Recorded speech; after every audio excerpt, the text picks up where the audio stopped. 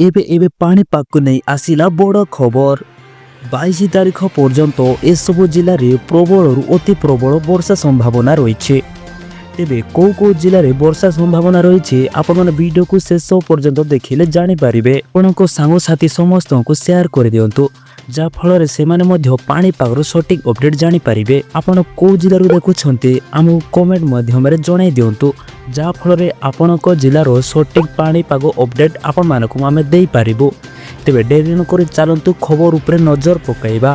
बंगोपसागर में सृष्टि होइतिबा लघुचाप प्रभाव में आसंता 22 तारिख पर्यंत राज्यर विभिन्न स्थान में वर्षा संभावना रही। राज्य में हालुकारु मध्यम वर्षा सह बिजुली गड़गड़ी हो पारे। गंजाम नवरंगपुर कलाहांडी कंदमाल पुरी जगतसिंहपुर केन्द्रापड़ा जिले में हालुकारु मध्यम वर्षा संभावना रही। आसंता 20 तारिख में उपकूल समेत अभ्यंतरण ओडिशा विभिन्न जिला एवं 21 तारिख में बालेश्वर भद्रक मयूरभंज केन्दुझर केन्द्रापड़ा जगतसिंहपुर जिले में गोटे रु 2टी स्थान में हालुका वर्षा हो पारे।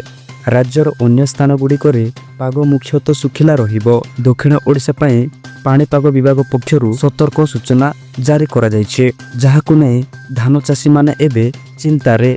अनेक स्थान में धान कोटा संपूर्ण हो नथिबा बेले खଳାରେ गादा होइथिबा एकर एकर धान फसल नष्ट हेबा नै आशंका करिसंते धान चाषी माने।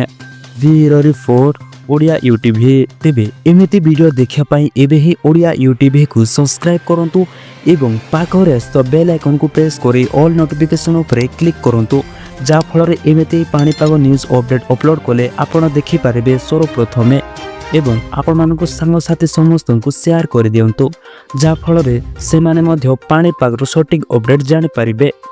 तेबे अधिक सूचना पई देखुतांतु ओडिया यूटीवी।